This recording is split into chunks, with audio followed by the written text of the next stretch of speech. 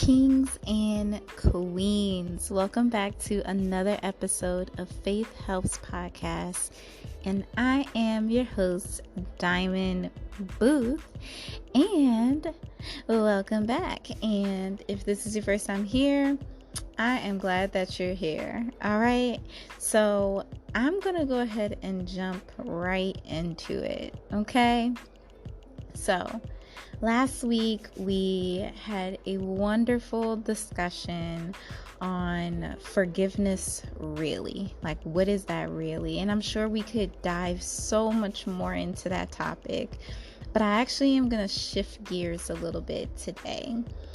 And today, I feel like we need to talk about setbacks. And what I mean by setback, I'm talking about disappointment. Things that we maybe sought out to accomplish, but it didn't go quite how we planned or wanted. When I say setback, I'm thinking about things that we might call a quote-unquote failure, or things that we feel as though we didn't do well or could have done differently, right? Or maybe when things fall apart, or a plan that you had just crumbles before your very eyes. That's what I mean when I'm talking about a setback. So there's a lot of different things that might come to mind when you think about setback and what a setback means to you.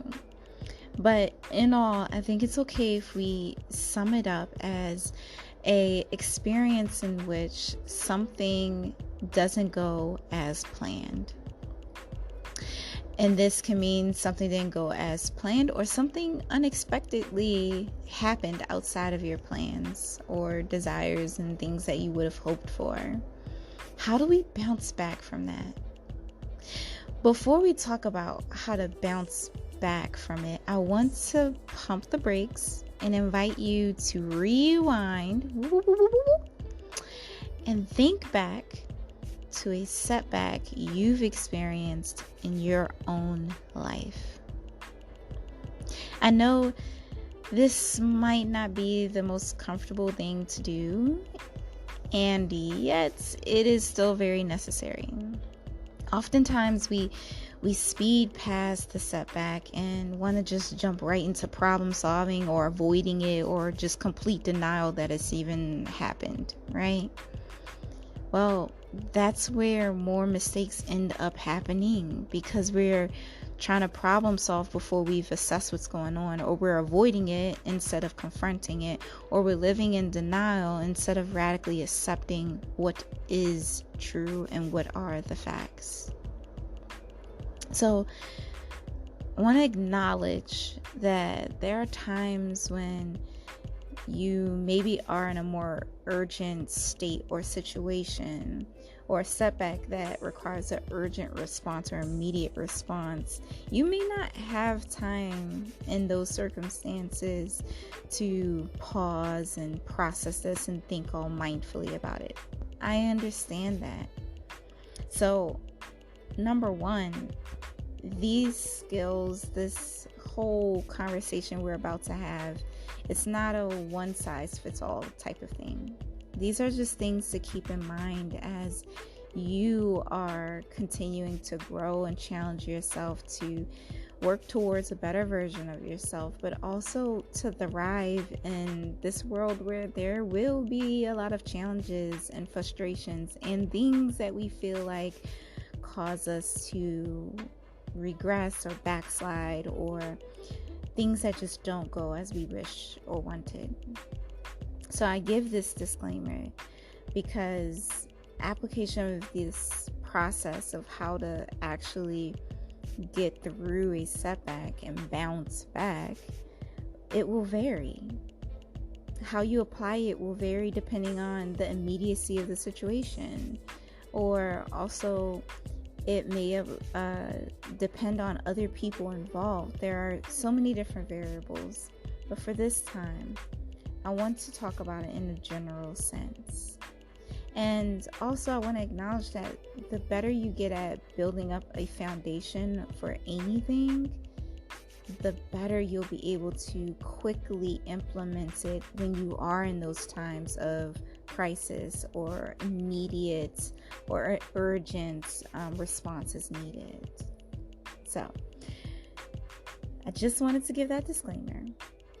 Now, on the other hand, when we do have setbacks that arise and it's not a circumstance that requires an immediate or urgent split-second response, it can be really helpful to take advantage of the times and when we do have circumstances that allow for us to take a moment or two to process and recalibrate and move forward. For this reason, I'm inviting you to challenge yourself to embrace an uncomfortable experience right now, in this moment, by thinking back on a setback that you've had in your own personal life, not someone else's, yours. And after all, remember, we're here, you're listening to this podcast because the goal is to challenge ourselves to grow and to become better versions of ourselves, not just for ourselves, but also for the people that are around us, and for also, first and foremost, for God. And so growth doesn't happen without some discomfort. And so if you can't sit and think about some of the uncomfortable things, then you're not going to get through them. They continue to hold the power. A thought is only as strong as its silence. So the longer you remain silent about it, you're allowing it to grow and to take control and fester. But the moment you give language and words and auditory expression to it, it loses its power, it loses its intensity. More and more, the more you speak and use your words. So, coming back to the here and now, as you think back on a time in your life where you experienced just one setback, right? I want you to think back about what happened, but also, how did you feel? What thoughts came up for you? When you think back on that experience, can you remember how you felt in your own skin and in your body? Do you remember what thoughts or statements were floating in your mind or racing through your mind in that moment? How did you interpret or perceive that setback? Maybe you visualized it as a judgment towards yourself. Maybe you internalized it and it caused you to give up or to feel fear and never want to try again. Maybe it debilitated you in some ways.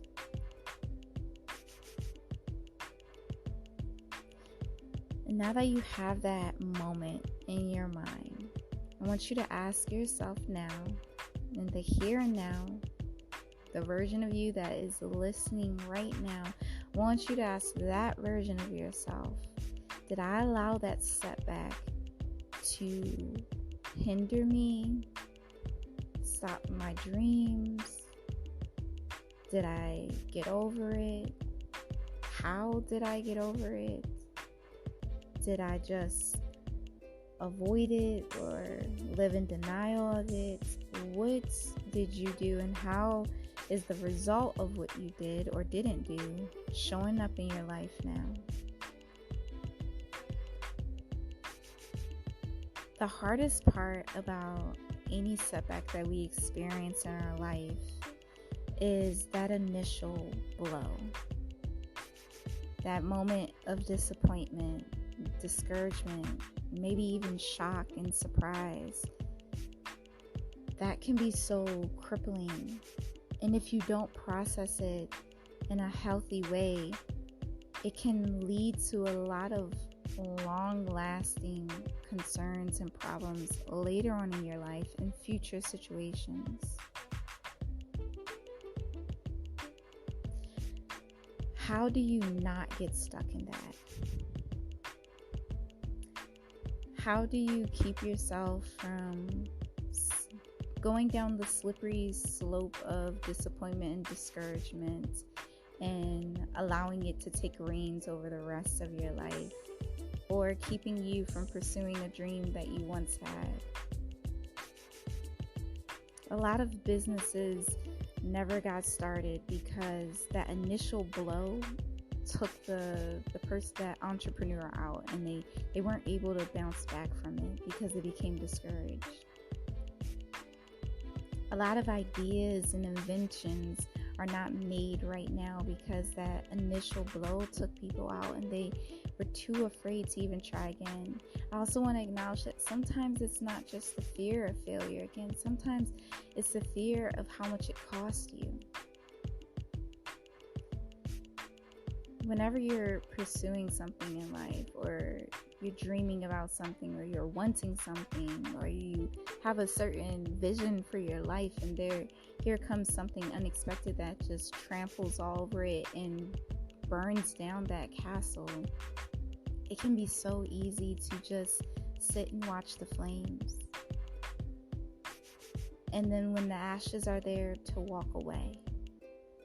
To think that it's a dead dream, a dead hope, something that cannot come back to life. And in a sense, yeah, maybe it is dead for this season of your life. And maybe it won't come back to life the way that it once was. Or maybe that's what was needed. Maybe sometimes the things that we experience as a setback had to come and fall apart in order for us to restructure it and build it in a way that would be everlasting. Sometimes you have to pull apart a plan all the way down to its foundation in order to rebuild it into something more magnificent, more durable, and more in alignment with your purpose, your goals, and what you want to see come to fruition and accomplish.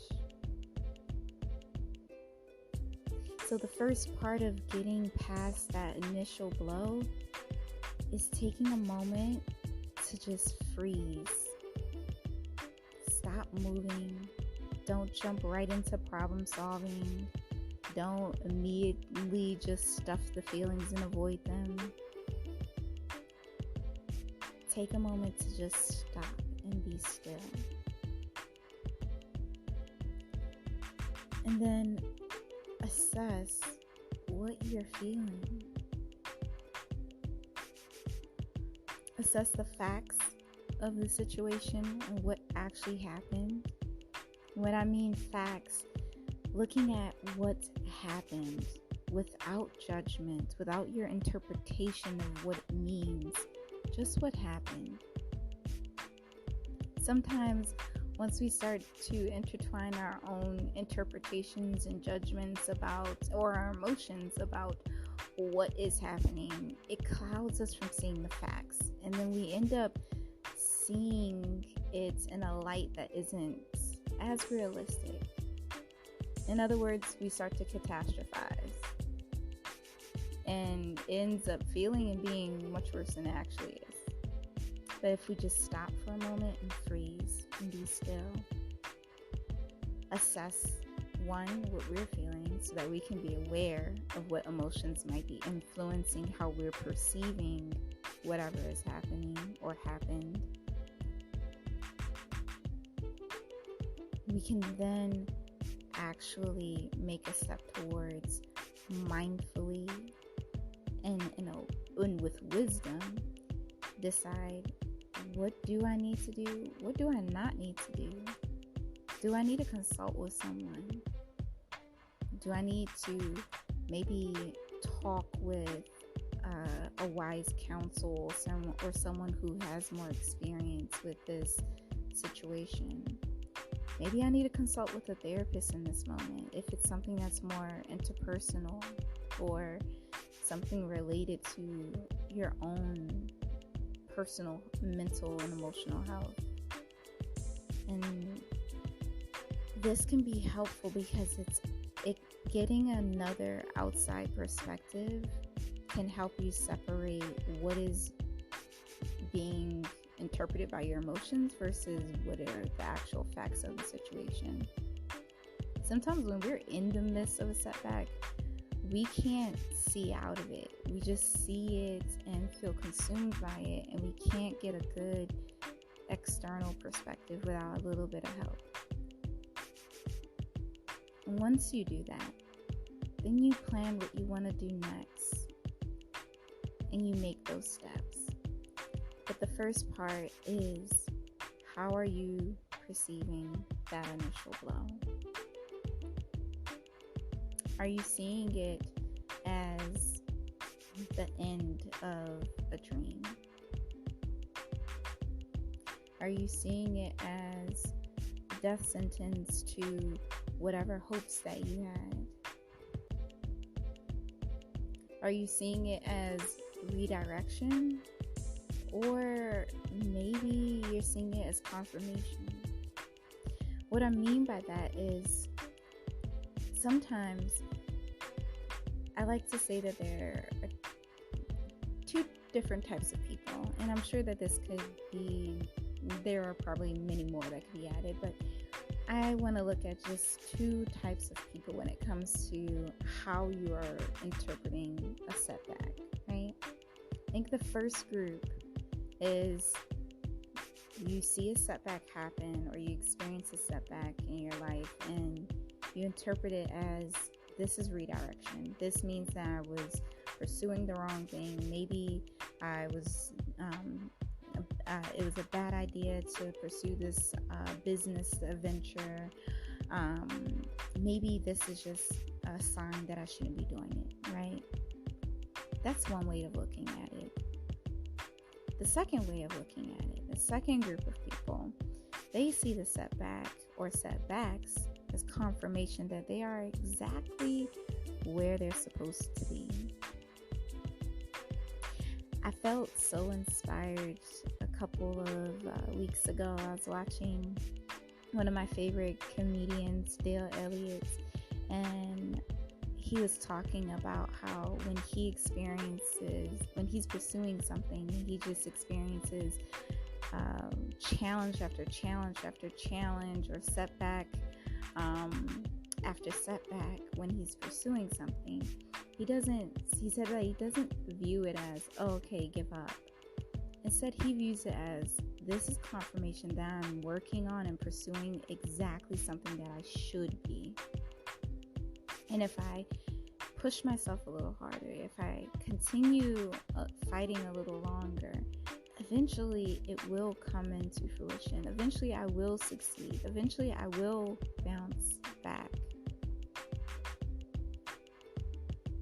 But the key part there is not giving up.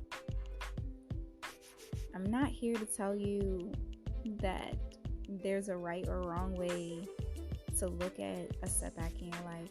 That's up for you to figure out. That's between you and God, honey. I can't tell you that, oh, the setback you're experiencing is redirection and you need to stop pursuing whatever it is that you are pursuing or trying or attempted. And I'm also not in any place to tell you, yes, if you keep experiencing barrier after barrier, then this is confirmation that you should continue working towards it. A lot of times that gets equated with the idea of the enemy trying to hinder you from a blessing or hinder you from accomplishing something that you were purposed to do, which I do wholeheartedly believe can be true. I also believe it's important to use wisdom and to, as always, and I will never stop saying this, consult God. Talk to God about it. He wants to know what you're seeing and hearing and thinking and what you're dreaming for and hoping for. open up to him, he will answer. He will direct you. He will give you clarification. He will make the path clear. He will steer you, encourage you. If it is redirection, he will continue to give you that clarity or that confirmation. But the first part is you seeking it. And if it's confirmation, then he will give you the encouragement. I've experienced both in my life, which is why I think that it's ultimately most important to pray about it and ask, okay, God, you direct me. This is how I'm seeing and thinking about the situation, but I want your perspective on it, Lord. There's been times in my life, one that I've shared before on a YouTube video, when I was pursuing my doctorate program. I kept getting denied and denied and denied. I took that GRE exam so many times, I feel like I lost count. And I could have very easily said, oh, okay, this is redirection, that I'm pursuing the wrong career. I'm not supposed to be a psychologist. I'm not supposed to be pursuing my doctorate. I could have saw it that way. But for me, when I sought God out and I showed him where I was and was honest about what I was thinking and was genuine in seeking his direction, not the type of, oh, God, prove to me type of direction, but a genuine place of, God, I really don't want to be out of alignment with anything that you're not in. And I honestly opened up and also remained open to receive what it was that I felt he was moving me to. And for me, that looked like receiving encouragement from random people.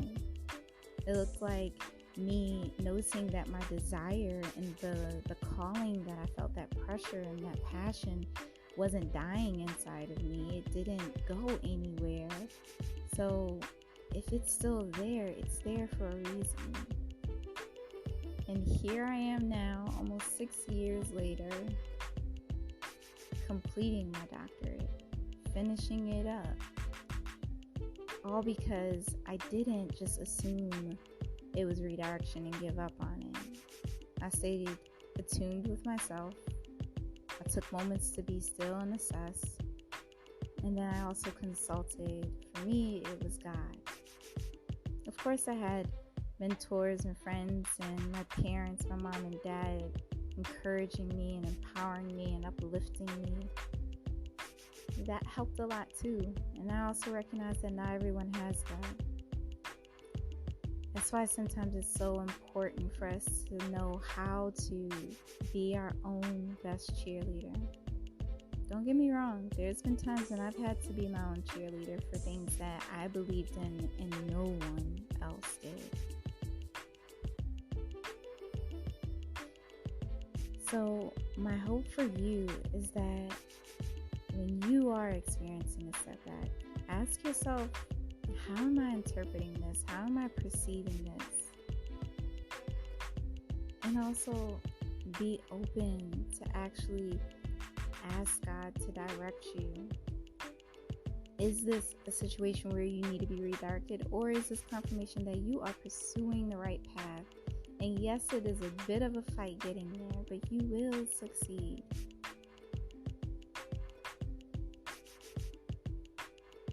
I would say second to that, after that initial blow, and you freeze and you take a moment to really assess how you're feeling, what happened, just the facts of the situation, and then assessing how you're perceiving it and also how you are and or should be interpreting it.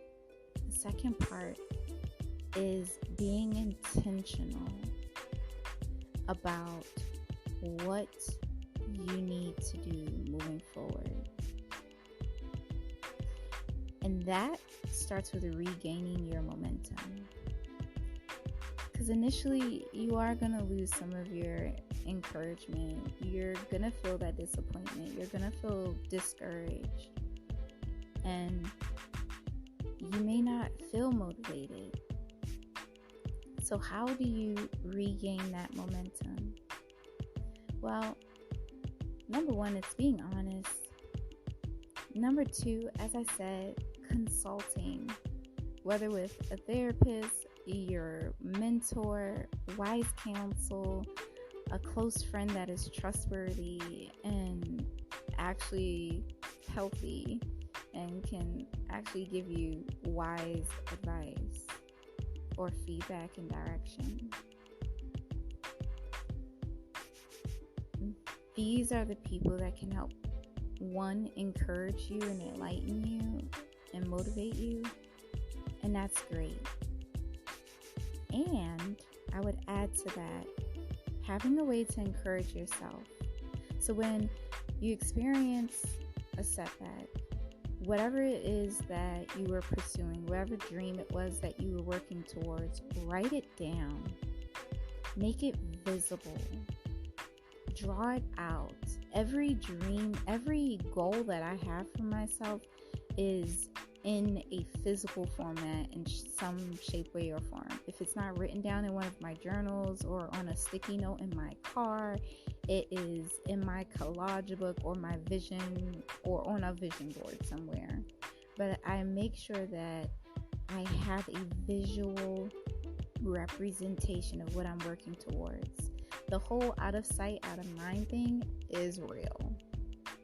And so my encouragement to you would be to make whatever it is that you're visualizing internally, putting it somewhere external so that you can have a point of focus. And you have a physical reminder. I'm really big, if you haven't listened to me say this enough times, I am really big on physical reminders. Maybe it's because I'm just a visual person, but I just find them to be very helpful. And even people who are not visual learners tend to find it very beneficial to have something physical to look at as a cue for, okay, this is what you need to do next. This is what we're working towards. This is the reason why. When you have a physical reminder of what you're working towards, it gives you motivation and it also helps you remember your why. And it doesn't always have to be a business idea or some like grandiose thing that you're working towards. Maybe the setback you experience is related to your physical, emotional, or mental health. Maybe the setback that you experienced, this is just an example, was a relapse with substance use. Okay, you acknowledged where you are. You acknowledge how that setback is affecting you. Write down, have it somewhere where you can see it, and you will need support in a committee and a community around you that can help you in this. Identifying those people, whether it is returning back, maybe you feel like you need to go back into a program. Maybe you feel like you need to reconnect with the individuals or the mentor or the advisor that helped you in the first place. Reach back out to whomever it is that has been in your circle. If you have a sponsor, reaching back out to them. But that second part that I would emphasize is also having your goal and what you want for yourself written down. So maybe your goal is to have sobriety. Well, create a vision board or write down what it would look like for you to live a sober life. Write down some of the things that you would do with your time, your freedom, your money, your energy, your health. What would it look like? What would that version of you look like and do? Write it down, draw it out, And make sure it's somewhere where you are going to see it. Because the more you see it, the more that you will be reminded. And it also makes it a whole heck of a lot harder to give up on it if you keep on seeing it. That, I would say, is one of the biggest ways that you can start regaining that momentum.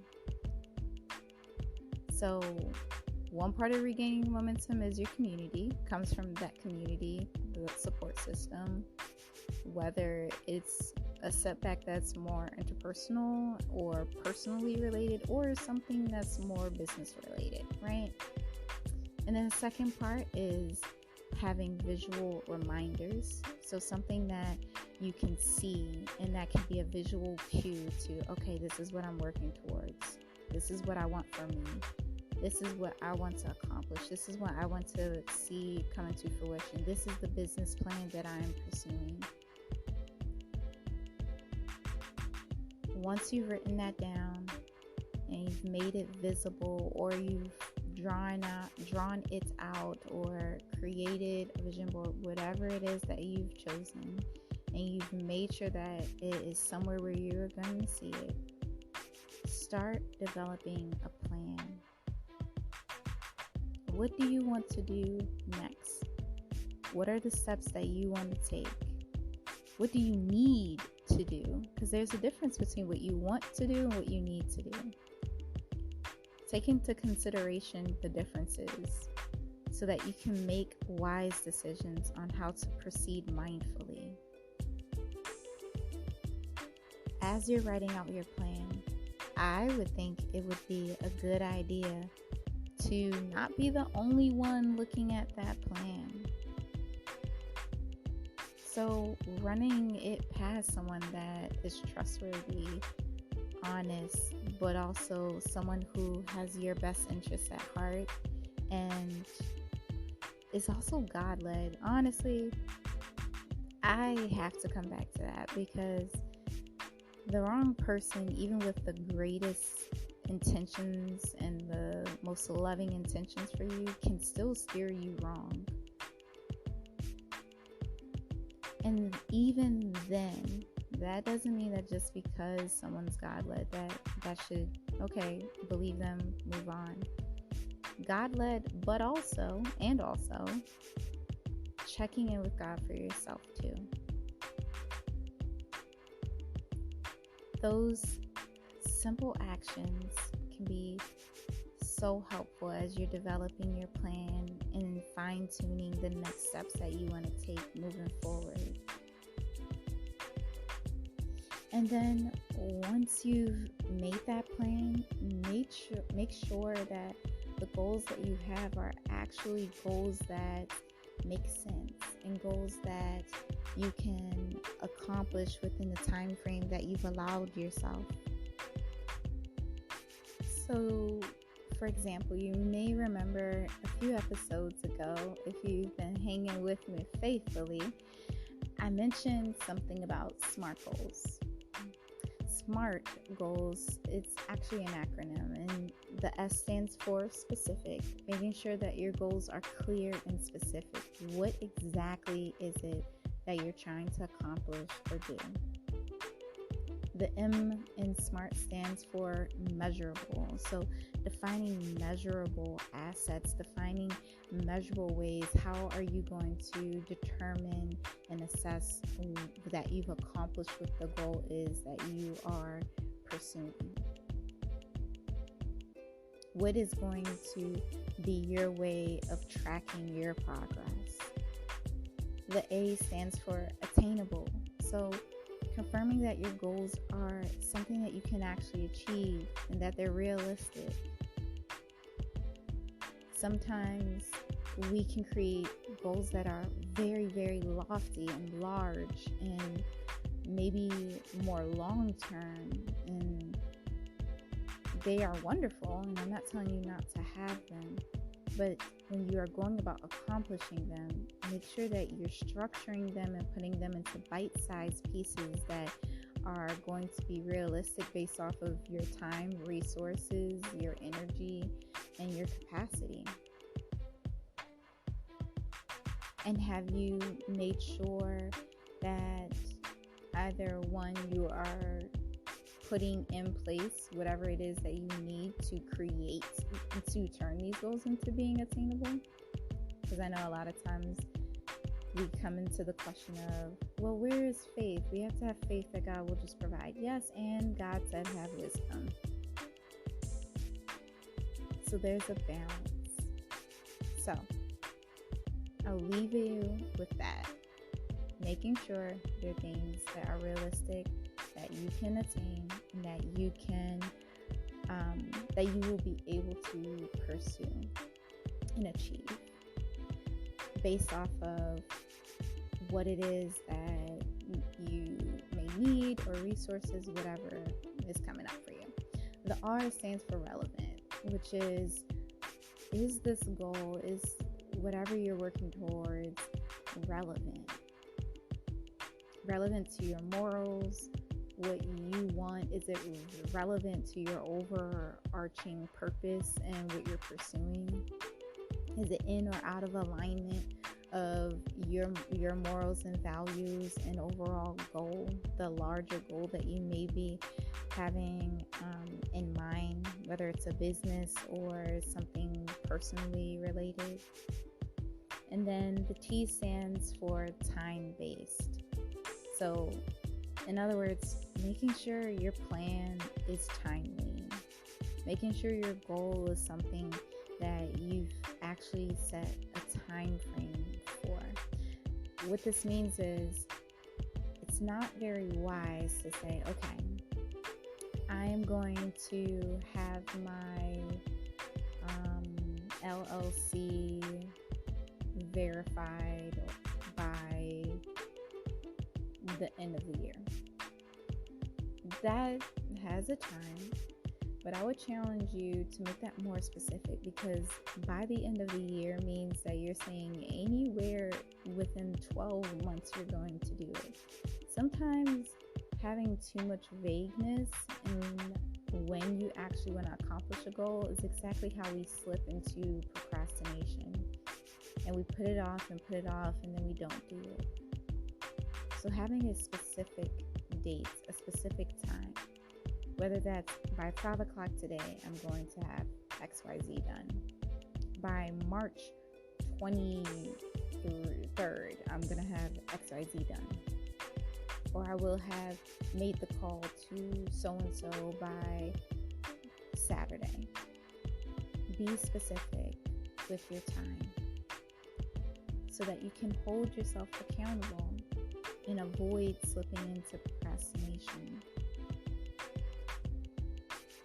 And once you have your goals set, you've made sure that they're SMART, SMART, so specific, measurable, attainable, relevant, and timely. The next step for you is to proceed mindfully. What that means is being mindful and aware and attentive and attuned to how you want to move effectively for each of the steps that you've laid out for yourself, with how you want to address whatever the setback was, whether it is a prompt for redirection or a prompt for confirmation that you're on the right course.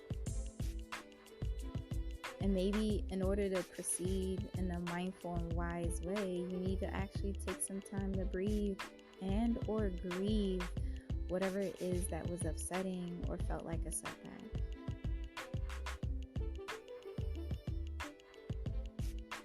Once you've done that, the work isn't quite over.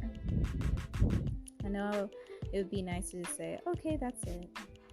But in actuality, there will be more setbacks. If you keep living long enough, you will experience other times in your life where you feel discouraged or disappointed and things don't go the way you want, or things don't go the way you planned, or something happens and there's a relapse or a backslide, or you see a dream that you had fall apart or crumble. I would say that the continual work for you to do, for all of us to do, is to never stop keeping in mind, what is it that I'm here to do? What is it that is my purpose, my calling, my passion? What is it that I'm trying to accomplish for me, for my life, my purpose, my family, whatever it may be, keeping your reason why in mind, but also taking care of yourself. And part of taking care of yourself is remaining attuned and aware of to how you are doing in your own body, in your own mind, in your spirit, your soul, assessing where you are. Because the more aware you are of how you are feeling and how you're doing mentally and emotionally, the better you'll be able to respond in those moments when that initial blow hits you from a setback. And the more you practice this process, the more you start to think about some of these things, you will be able to more quickly and more effectively bounce back. It was lovely talking to you guys, and if nothing else, I hope that you never forget that you are amazing and wonderfully and divinely made, and you are capable, and whatever setback you have experienced is not the end. It does not mean that you are not still destined for greatness. My hope is that you believe in yourself again. My hope is that you don't give up. My hope is that you will experience God's love that will encourage you and sustain you and push you. My hope is that you don't stop challenging yourself to continue healing, growing, and thriving. And remember, a little faith